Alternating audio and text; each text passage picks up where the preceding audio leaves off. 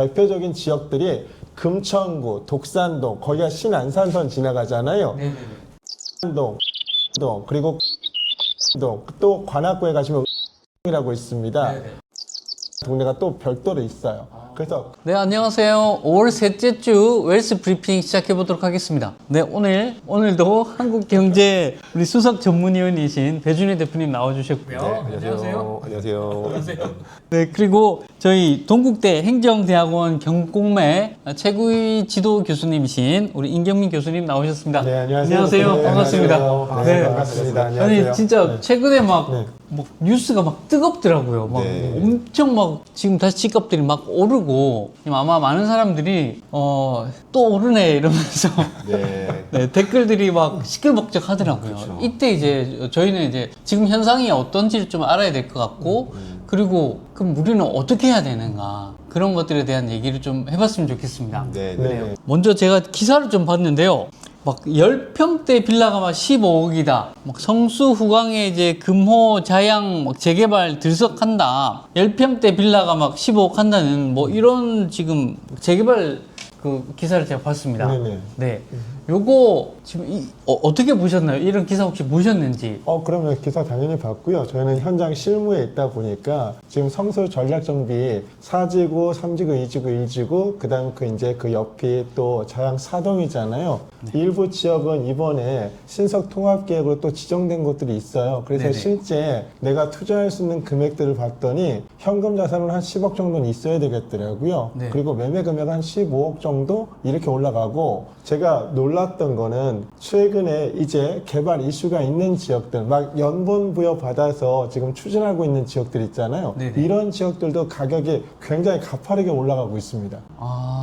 근데 제가 지금 막상 듣기로는 오르고 있는데 일반인 입장에서는 그 금액들이 좀 와닿지가 않아요. 뭔가 너무 좀 큰 금액들이라 가지고 혹시 뭐 보통 사람들은 지금 우리가 어떤 것들을 좀 집중하고 있어야 될지 좀 지금 네. 뭐 국민 주권 정부라고 표현을 하죠. 뭐 네. 현재 이재명 정부에서 네. 이 주택을 바라보는 시각 자체가요. 이게 투자가 아니라 이제 투기로 간주를 합니다. 네네네. 이게 정부에서 근데 부동산 시장에 적극적으로 개입하는 순간요, 이 부동산 같은 경우는 결국에 이제 우상향할 수밖에 없거든요. 네네네. 대표적인 예로, 자, 이게 얼마 전에 이제 5구 대책, 그 5구 대책이라는 게 그동안 한시적으로 이제 4년 동안은요, 이 다주택자에 대한 양도소득세 중과를 한시적 배제를 해줬었어요. 근데 그 5구 대책이 지났지 않습니까? 네네. 그러면 결론적으로 이제 1세대 2주택자부터는 기본세율에 플러스 20%, 뭐 기본세율이 8단계 초과 누진세율인데요.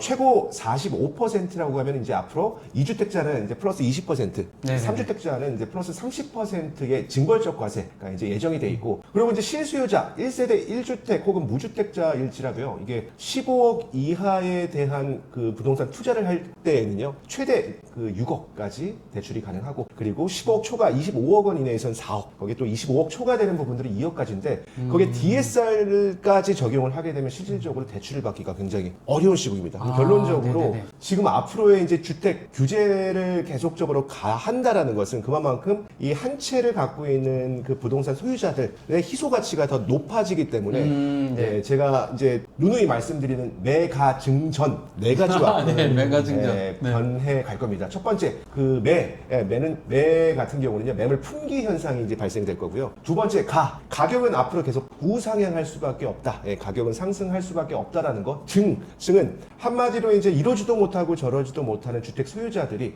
자산의 대물림을 해주는 목적하에 증여 플랜으로 많이 이제 발생이 될 거고요. 네네네. 그리고 마지막입니다.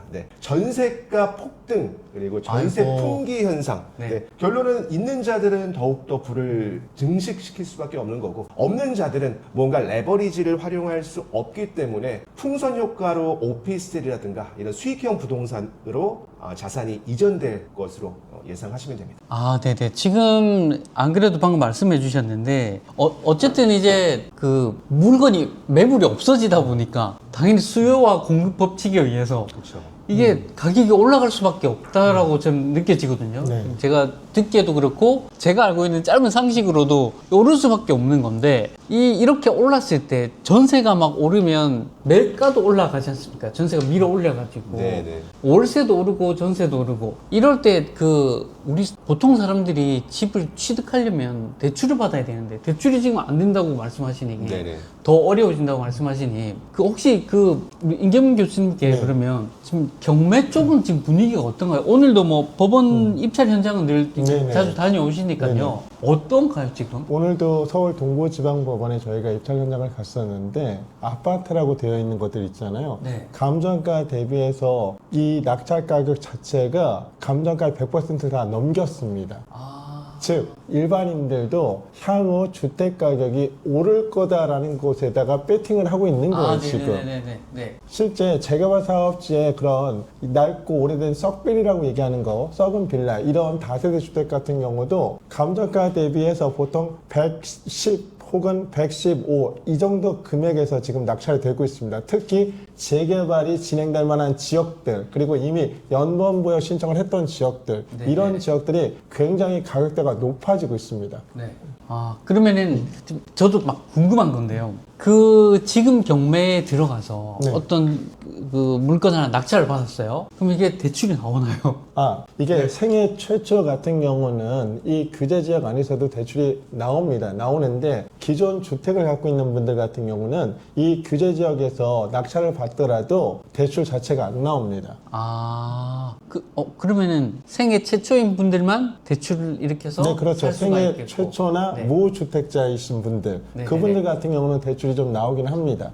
그러면 경매를 통해서 좀 그래도 제가 알기로는 경매를 통해서 사면 그래도 기회가 있다라고 저는 네네. 느꼈는데 네. 그런 부분은 어떤 부분인 건가요? 그러면? 지금 재개발이 막 진행되는 지역들, 이미 연번부여가 된 지역들은 가격이 프리미엄이 붙기 시작을 했어요. 그런데 이 재개발 사업지라는 게 특징적인 부분이 뭐냐면 재개발 사업지 옆이 또 구역 지정 요건에 부합하면 재개발이 또 됩니다. 그래서 무주택이나 생애 최초 주택을 구매하시는 분들이라고 하면 그런 지역에 아직 프리미엄이 형성되지 않은 지역, 그런 지역에 연립 다세대 물건들을 입찰을 하시는 것이 훨씬 더 좋습니다. 네. 그런 방향성이 있군요. 네네. 지금 경매 그 입찰 현장 분위기는 뜨겁나요? 입찰 현장 분위기가 굉장히 뜨겁고요. 그리고 지금 내 집 마련하려고 법원에 오시는 분, 입찰 보증 오시는 분들이 굉장히 많아졌습니다. 감사합니다. 혹시 그 빌딩에서도 빌딩도 아주 연예인 빌딩 자산가로 엄청 유명하시잖아요. 그래서 혹시 빌딩도 경매로 많이 사는 걸로 제가 알고 있는데 빌딩 경매 시장은 좀 어떤가요? 보통 그 빌딩이라는 게 일반 사람들은 꿈도 못 꾸는데 제가 이제 옆에서 이제 서당계 3월 풍어를 읊는다고 들어본 바로는 일반인들도 상당히 접근이 가능하다고 제가 봤거든요. 그런 부분에서 좀 한번 말씀해 주시면 감사하겠습니다. 네, 크게 이 부동산을 취득하는 과정이죠. 누구나 다 이렇게 싸게 사고 싶어 하고 또 파시는 분의 입장에서 많이 받으려고 할 거고 그게 이제 일반 매매 시장이 있고요. 그리고 이제 법원 경매 시장이 있습니다. 근데 이제 꼬마 빌딩 같은 경우는요. 일반 매매 시장은 그냥 4848, 사고 팔고 사고 팔고라는 그 관점이라고 하면은 이 법원 경매 시장에서는 낙팔이라고 표현하거든요. 낙찰 받고 팔고, 낙찰 받고 팔고. 네, 그렇게 이제 표현을 하는데 이 주택 시장에 대한 프레스가 굉장히 지금 강하잖아요. 네. 굉장히 강하지 않습니까? 그러니까 네네네. 현재 이재명 정권에서 바라보는 시각 자체가 주택은 투자다? 아닙니다. 투기다. 네, 그리고 1세대 1주택자 그간 이제 장기보유 특별공제를 적용시켜서 이게 보유기간, 거주기간에 따라서 최대 80%까지 공제를 받을 수 있었거든요. 근데 최근 또 이제 범여권에서 발의안이 이제 그 나왔었죠. 이제 1세대 1주택자라고 할지라도 장기간 보유했을지라도 최대 2억 원까지만 그 공제를 해주겠다. 아마 이제 조만간에 좀 세제가 한번 개편되지 않을까 생각이 들고 그거의 틈새 시장으로 이 꼬마 빌딩 시장이 굉장히 좀 핫하게 지금 떠오르고 있거든요. 이 꼬마 빌딩 시장 같은 경우는 이 은행 레버리지를요 최대 90%까지 활용이 가능하고 평균적으로 70%에서 한 90%는 받을 수가 있습니다. 그래서 대출이 잘 나오는 네, 예를 들어 갖고 내가 한 10억짜리의 꼬마 빌딩을 낙찰을 받는다. 그럼 10억에 80%면 얼마죠? 네, 8억까지 대출을 받을 수 있고 내 자기 자본은 2억만 있으면 투자가 가능하다. 일반적인 매매 시장에서는 90%까지도 레버리지를 활용할 수 있기 때문에 내가 최소한 부동산 취득을 해서 대출 이자를 상기할 수 있을 정도의 수익만 나온다고 하면요. 결론적으로 부동산 같은 경우는 우상향할 수밖에 없는 구조입니다. 이게 지표를 보시면요, 한국 전쟁 때도 부동산 가격은 올랐습니다. 근데 간혹가다 이 폭락론자분들께서 부동산 가격 폭락할 것이다, 더 이상 부동산의 불패 시대는 없다라고 하시는데 그 근거를 한번 보여주셨으면 좋겠어요. 근데 부동산은요, 이게 화폐 가치는 계속적으로 하락해도요, 이 실물 자산인 부동산은 결론적으로 이 우상향할 수밖에 없는 구조이기 때문에 앞으로는 이 꼬마 빌딩의 경매 시장도 굉장히 좀 핫한 시장으로 변화되지 않을까 생각합니다. 아, 네네, 감사합니다. 정말 이제 제가 봤을 때 뭐 어떻게 됐든 사야 되는 것 같아요. 사야 되는 타이밍인 것 같은데 그 보통 저희 같은 일반인 경우에는 이거 사는 게 되게 좀 보통 쉬운 일은 아니거든요. 그래서 또 교수님 네. 같은 경우에는 또 이제 재개발 쪽에 굉장히 또 저희가 깊으셔서 좀 저렴하게, 제가 듣기로는 막 500만 원으로도 막 집을 산다고 하는데 좀 기가 막힌 금액 아닙니까? 그래서 어쨌든 그런 거에 대한 사례나 뭐 어떻게 그게 가능한 건지 좀 듣고 싶거든요. 실제 그 재개발 사업지에 우리가 재개발 사업지에 물건을 산다라고 하면 일반 매매만 생각을 하신단 말이에요. 그런데 재개발 사업지에 경매 물건들도 나옵니다. 아, 그리고 네네네. 비규제 지역이라고 되어 있는 곳, 대표적으로 서울의 25개 자치구 외에 경기도 12개 지역이 규제 지역으로 묶여 있어요. 12개 지역이 규제 지역으로 묶여 있습니다. 3단 콤보라고 보통 얘기하거든요. 네네네. 토지거래 허가구역, 투기과열지구, 조정대상 지역. 그러면 이 지역 내에서는 기본적으로 연립다세대 재개발이 진행되는 그런 물건들을 사실 때 일반으로 사신다고 하면 토지거래 허가도 받으셔야 되는 상황이 벌어질 수가 있어요. 특히 네네. 신속통합기획이나 민간 재개발 같은 경우는. 그러는데 경매로 저희가 낙찰을 받게 되면 토지거래 허가 안 받아도 되고요. 실거주 안 해도 됩니다. 그리고 낙찰받은 물건 그냥 전세 놓으셔도 상관없어요. 그 규제를 모두 다 피해갈 수 있는 게 경공매예요. 이거는 진짜 너무 꿀팁인데요. 경매로 받았을 때는 실거주가 없어도 예, 되고 실거주 요건이 없습니다. 없고 또 그다음에 토지거래 허가 안 받아도 되고요. 토지 거래 허가 안 받아도 되고 그리고 자금 조달 계획서도 안 내도 됩니다. 자금 조달 계획서 안 내도 되고, 네, 이런 혜택들이 또 있다고 합니다. 그래서 경매로 또 그 재개발이 될 수 있는 곳에 저렴한 물건들을 사면 굉장히 좀 도움이 되지 않을까. 그러니까 그런 부분에 대해서 여러분들이 지금 관심을 가지고 본다면 살 수 있을 것 같아요. 이게 제가 보기엔 지금 사면 분명히 좋은 일이 있을 것 같은데 사고 싶어도 못 사는 게 문제라는 말들이 지금 쏟아져 나오더라고요. 그걸 부연해서 잠깐 설명을 드리면요, 네네네. 교수님께서 너무 잘 설명을 해주셨는데 네. 이 토지 거래 허가 구역 내에서 부동산 일반 매매로 취득을 한다, 그런 거래 같은 경우는요, 이 지자체의 승인이 없게 되면 그걸 유동적 무효 상태라고 하거든요. 그건 이제 당행 규정입니다. 예, 그래서 내가 가령 부동산을 뭐 한 5억 원짜리 부동산을 이제 한 채를 샀어요. 그래서 매매 계약을 체결을 했습니다. 근데 그 소유권 이전 등기가 돼야 온전한 내 소유권이 되잖아요. 근데 이 지자체의 승인이 없다고 하면요, 그거는 계속적으로 소유권 이전 등기가 안 된 상태에서 계약금 자체가 묶여 있을 수 있습니다. 그래서 근데 이제 그걸 해체할 수 있는 것 자체가 법원 경매, 이 토지 거래 허가 구역으로 묶는 것 자체가요, 이게 정부에서 이걸 투기가 아닌 투자를 해라라는 목적인 건데 경매는 투기로 바라보질 않습니다. 네, 그렇기 때문에 거기에서 이제 해지할 수 있는 부분, 그리고 이제 투기 과열지구 같은 경우는요, 두 명이서 지정을 할 수가 있습니다. 국토교통부 장관 그리고 시도지사가 이제 지정하는 건데요. 이 투기 과열지구를 지정돼 있는 곳이라고 이제 하게 되면 그만큼 부동산이 우상향하는 곳이거든요. 그렇기 때문에 일반 매매 시장에서는 지금 굉장히 이 취득하기가 어렵지만서도 그거에 이제 상대적인 좀 풍선 효과이자 도매 시장이라고 평가하는 이 법원 경매 시장은 굉장히 좀 핫하게 앞으로도 핫하게 진행되지 않을까 생각합니다. 아, 네네. 그러면 혹시요, 그 건물도 법원 경매로 사면 좀 되게 싼 것도 있나요? 네, 이게 어떤 거가 됐든 간에요, 이제 원석을 발굴하는 게 정말 굉장히 좀 피로감이 많이 축적되거든요. 그러니까 흙 속에 가려진 진주를 잘 발굴을 해야 되는데요. 그게 이제 부동산의 도매 시장이라고 부르는 이 법원 경매 시장에서도 나옵니다. 그러니까 이 법원 경매의 장점은 일단은 일반 시세보다 저렴하다는 거, 그 저렴하다라는 거의 기준점, 그 최초 시작가가요, 이제 감정 가격을 기준으로 시작이 되고 그 감정 가격에서 서울시 기준으로 1회 유찰될 때마다 20%씩 이제 하향 하향 조정이 됩니다. 네, 뭐 네. 가령 10억 원짜리의 건물이 경매 시장으로 나왔다. 그럼 감정가가 예를 들어서 한 8억 정도가 된다. 그럼 8억 원에 1회 유찰되면 얼마죠? 네, 20%가 하향 조정됩니다. 그리고 20%에서 또 한 번 유찰이 되면 40%가 이제 더 디스카운트가 되는 거기 때문에 그 유찰된 것들에 대한 권리 분석을 잘 하고 들어간다고 하면요. 네. 정말 이 원석 그리고 황금알을 낳을 수 있는 그 진주를 찾을 수 있지 않을까 생각합니다. 아, 네네. 굉장히 박앤세일 하니까 그 할인가로 샀을 때는 건물도 뭐 자기 자본에 따라 다르겠지만 충분히 생각해 볼 수 있는 것 같습니다. 아무래도 또 그 성격은 다르지만 결국 이 부동산들은 지금 계속해서 올라간다. 메가 증전에서 아까 네. 매물이 잠기면서 가치가 올라가니까 오를 수밖에 없는 구조인 것 같고요. 그리고 이제 그런데 이제 사람들이 뭐 전세를 얻는다든지 월세를 얻는데 이런 것들이 지금 계속 오르고 있지 않습니까? 뭐 강북에서도 지금 뭐 월세 300만 원. 네, 맞습니다. 네. 그게 어디였죠, 제가 교수님? 최근에 네. 그 강북 쪽에 아는 부동산들이 있어서 거기를 방문한 적이 있었습니다. 네.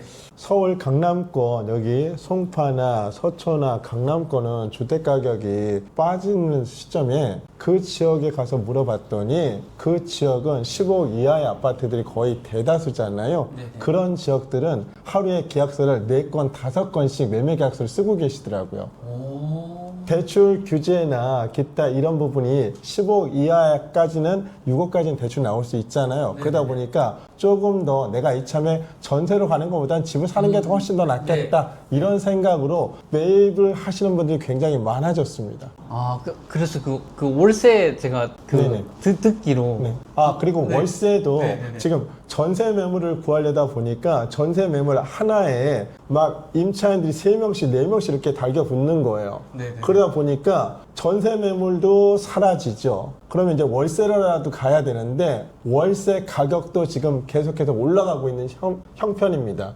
그래서 지금 실제 방 2칸짜리가 월세가 원래 한 70만 원 정도였어요. 빌라 네네. 방 2칸짜리도. 근데 그게 지금 90만 원까지 이렇게 올라오더라고요. 그러니까 거의 20% 이상씩 올라가 있습니다, 지금. 아, 네네네. 그 정도로 올랐군요. 그러면 배 대표님, 혹시 만약에 네. 지인 중에서요, 지금 막 전세를 구해야 되나, 월세를 구해야 되나, 네네. 아니면 내가 뭐 뭔가를 살 수 있나, 뭐 이런 것들을 혹시 물어본다면, 네. 딱 우리 조카라 생각하고 답변해 주신다면 어떤 조언을 해줄 수 있을까요?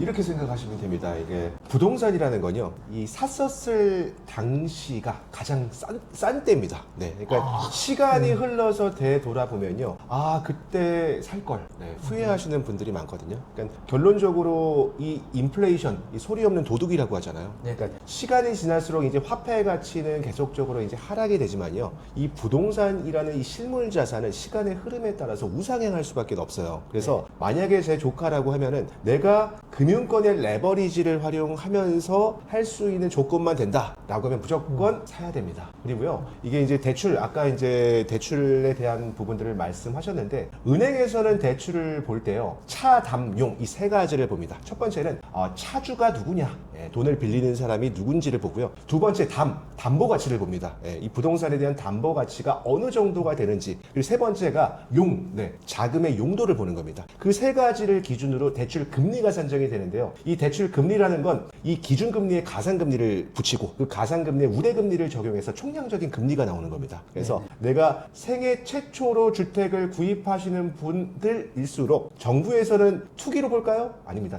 투자로 봅니다. 그래서 상대적으로 좀 관대하게 볼 수밖에 없기 때문에 지금 이 시점에 내가 부동산을 본다라고 하면은 전세, 월세로 들어가지 마시고요. 무조건 사세요. 그게 경매가 됐든 일반 매매가 됐든 늦었다고 할 때가 가장 빠를 때입니다. 제가 그 어떤 댓글을 보고 진짜 좀 그랬었는데, 아직도 그 대출을 두려워하는 사람들이 꽤 많더라고요. 그래서 그 댓글을 보니까 결국 그래서 빚내라는 얘기냐 이렇게 하시더라고요. 그래서 지금 이 레버리지를 빚이라고 생각하는 거에 대해서 한 말씀씩 좀 부탁드립니다. 저는 레버리지를 네. 빚이라고 생각을 하지 않습니다. 예를 들어 서울 규제지역 같은 경우는 2년 보유 2년 거주하면 12억까지는 비과세, 양도소득세라는 게 비과세가 있고 일반 과세가 있고 중과세가 있잖아요. 비과세 항목에 들어갑니다. 그러면 2년 뒤에 내가 이 물건을 팔았을 때는 빚도 제가 갚게 되는 거예요. 그러니까 이 빚 레버리지를 이용하는 걸 두려워하실 필요는 전혀 없다고 저는 생각을 합니다. 오히려 그걸 적절히 잘 활용하시는 게 훨씬 더 좋습니다. 네네네. 어떻게 생각하세요? 저도 뭐 교수님의 말씀에 뭐 100% 공감을 하고요. 이 레버리지라고 하는 것은요, 부의 추월 차선으로 진입할 수 있는 지렛대라고 보시면 돼요. 한 예로요. 제가 그 성동구에 있는 텐제일 아파트를 샀었을 당시가 매매 금액이 7억 4,500이었습니다. 그때 당시 부동산 가격 계속 폭락할 것이다. 앞으로 계속 떨어질 것이다. 시장에서는요, 정말 폭락론자 분들이 이 부정적인 여론이 지배적이었어요. 근데 시간이 정확하게 10년 지난 지금요, 이 매매 가격 자체가요 23억 원을 돌파합니다. 제가 만약에 근로소득 혹은 사업소득으로 해서 돈을 벌었다고 하면은 이게 가능했을까요? 그게 안 되거든요. 내가 사업을 해서 버는 돈의 속도보다 부동산이 올라가는 돈의 속도가 훨씬 더 빠르다는 겁니다. 그래서 내가 레버리지라는 것은 한마디로 갚을 수 있는 능력이 안 되면 하면 안 되겠죠. 근데 최소한 내가 대출 이자를 갚을 수 있을 정도의 기초 체력이 된다. 그러면 지금이라도 투자를 해서 레버리지를 활용을 하시는 게 훨씬 더 부의 추월 차선으로 진입할 수 있는 지름길이다라고 보시면 될 것 같아요. 네, 아무래도 이제 그 돈을 벌어서 이제 내 돈으로 살려고 하면 이게 올라가는 속도를 못 따라가다 보니까 그때 잠깐 설명해 주신 적이 있는데 제 월급이 만약에 뭐 200 벌다가 210으로 올랐으면 그때 건물 가치는 더 가파르게 올라갔다라는 거거든요. 그러니까 못 따라잡는 거죠, 결국. 그리고 하나 여러분들 좀 제가 팁을 드리면요. 요즘 막 유튜버 분들이 간혹가다 좀 잘못된 정보들을 주시는 경우들이 많으시더라고요. 물론 이게 이제 보통 이 부동산, 누구나 이제 인간 같은 경우는 그 탄생과 죽음 그리고 기억이라는 이게 세 단계의 사이클이 있는 것처럼 이 부동산 투자 같은 경우는요. 취득, 운용, 처분이라는 그 세 가지에 대한 사이클이 있습니다. 근데 보통 이 개인으로 부동산을 취득하는 경우는요. 양도소득세 구간 8단계 초과 누진세율 구간에 적용이 돼서 세금을 많이 내요. 근데 이제 그거를 어떻게 보면 이제 활용하는 방법 중에 하나로 부동산 매매 사업자를 내서 부동산 투자를 하는 경우들이 많거든요. 그렇게 네네네. 되면은 이게 이제 단기간에 1년 이내에 보통 처분을 하게 되면은 보통 70%의 일반적으로 중과세를 내게 되고 2년 이내에 매각을 하게 되면 60%의 이제 세금을 내는데 부동산 매매 사업자를 내게 되면은 종소세 구간에 들어갑니다. 그냥 일반적으로 8단계 초과 누진세율의 구간에 적용이 돼서 그걸 많이 활용하셔라 라는 그 아이디어는 굉장히 좋습니다. 하지만 그거를 토대로 지방에 있는 물건들을 계속 사야 된다, 100채까지 늘려야 된다. 그거의 문제점이 뭔지 아십니까? 그거의 문제점은요. 나중에 엑시트를 하는 것까지 그림을 그리지 못한 상태에서 취득, 운용까지만 보기 때문에 잘못된 판단이 될 수 있다는 거예요. 그래서 내가 부동산 투자를 한다. 그러면 취득, 운용, 처분 이 세 가지 사이클을 다 그리셔야 되고요. 과연 내가 이 처분을 한다라고 했을 때 언제든지 팔릴 수 있는지, 황금성적인 측면으로 좋은 것인지, 결론적으로 부동산은 입지거든요. 좋은 입지에 얼마만큼 싸게 잘 사느냐, 거기서부터 시작이 되는 겁니다. 역시나 결국에는 입지 선정인 것 같고 어떤 입지, 어떤 물건을 사는 건가가 되게 중요한 것 같습니다. 그게 정확했을 때는 뭐 우리 레버리지 충분히 일으켰다 하더라도 기본적으로 상승 우상향을 늘 해왔으니까 이제 그 역사가 증명을 하는 거니까 네, 그런 말씀으로 제가 잘 이해한 것 같습니다. 네. 네. 그럼 저희 마지막으로 제가 하나 좀 여쭤보고 싶은 게 그 5월 12일 부동산 대책. 네. 요게 이제 뭔지 일단 뭔지도 좀 한번 설명해 주셨으면 감사하겠고요. 그 5월 네. 12일 날 국토부에서 보도 자료를 하나 낸 게 있습니다. 네네네. 그 내용을 좀 뜯어보시면 세입자가 살고 있는 주택 전체로 토지거래 허가 구역 내에서 실거주 유예를 확대하겠다는 겁니다. 사실상 갭 투자를 허용하겠다는 얘기입니다. 허용하겠다는 얘기. 근데 네네네. 정부에서는 갭 투자가 아니라고 얘기하잖아요. 네네네. 이게 갭 투자가 아니면 어떤 게 갭 투자입니까? 예. 실거주를 안 해도 되는 투자를 그렇죠. 확대하겠다. 무주택자에 한해서 무주택자에 빌거주 한해? 1주택자의 물건을 샀을 경우 네네네. 그랬을 때는 실거주를 유예시켜 주겠다는 겁니다. 기존의 세입자가 나갈 때까지. 이게 5월 10일에 나왔던 뭐 대책인가? 이게 대책인가요? 뭐 이걸 대책이라고 뭐라고 하기도 참 표현할지 모르겠다. 그렇습니다. 네. 그러니까 이게 정부 정책에 약간 그 발의하는 내용들의 아이러니한 부분들이 뭐냐면요. 이게 약간 포퓰리즘이 너무 강한 것 같아요. 이게 상반되는 부분들이 결론적으로 1세대 1주택자일지라도 앞으로는 장기 보유하는 것들에 대한 혜택을 축소하겠다라고 하는데 또 이 다른 부분에서는 또 실거주에 대한 부분들을 또 유예를 해주겠다. 이게 너무 많이 안 아이러니하네요. 되는, 네. 부분이어서 지금 그렇습니다. 정부에서 하는 얘기와 그리고 실제 시장에서 받아들이는 내용들이 완전히 달라요. 그러면 시장에서는 지금 이렇게 5월 12일 정부에서 보도자료를 내면서 그러면 무주택자에 한해서는 비거주 1주택자의 물건 사는 거에 대해서는 우리가 오케이 용인할게 라는 거잖아요. 이게 시장에서는 주택 가격이 더 오르겠구나, 내가 지금 사야 되겠구나 라고 받아들여지는 겁니다. 네.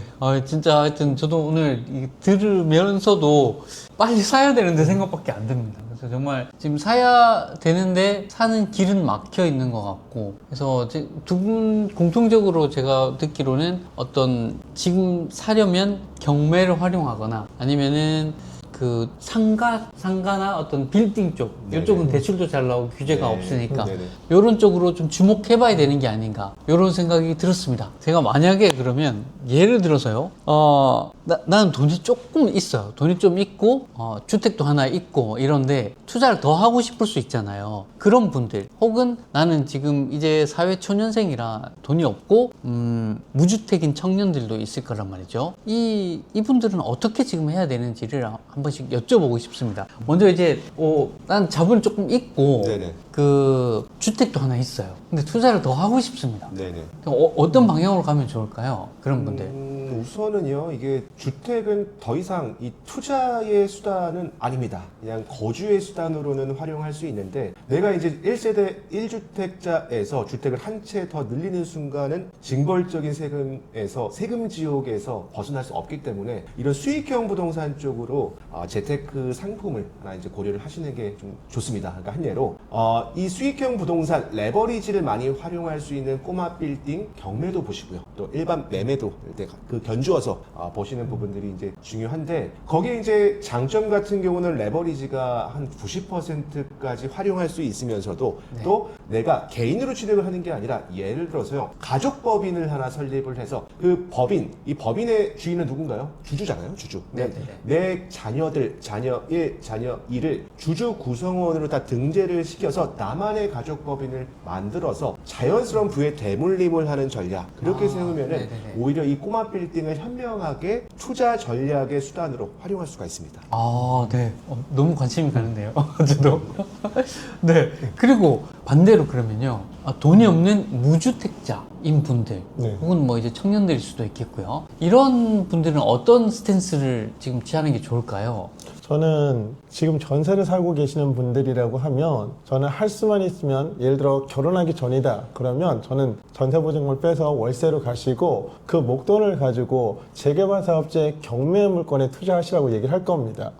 특히 이 젊은 층 같은 경우는 서울에 청약 가점, 당첨 가점이 굉장히 높습니다. 그러면 일반 청년들 같은 경우는 사실 34평짜리 아파트 입성하는 거 불가능에 가깝습니다. 그런데 재개발 사업자의 경매 물건이다 라고 하면 나중에 조합원 입주권이 나가는 거거든요. 그러면 그런 물건들 같은 경우를 내가 경매로 샀을 때 대출도 어느 정도 나온단 말이에요. 그러면 내가 몸택화 할 거라고 생각하시고 진입을 하시는 게 훨씬 더 유리합니다.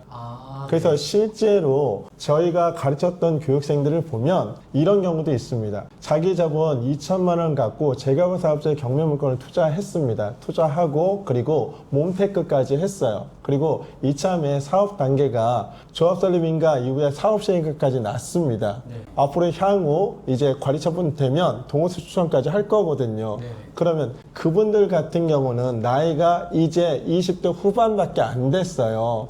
그러면 나중에 한 3, 4년 뒤에 예를 들어 공사가 진행이 되고 한다고 했을 때 프리미엄은 지금 현재 많이 올라 있는 상태이기도 하고요.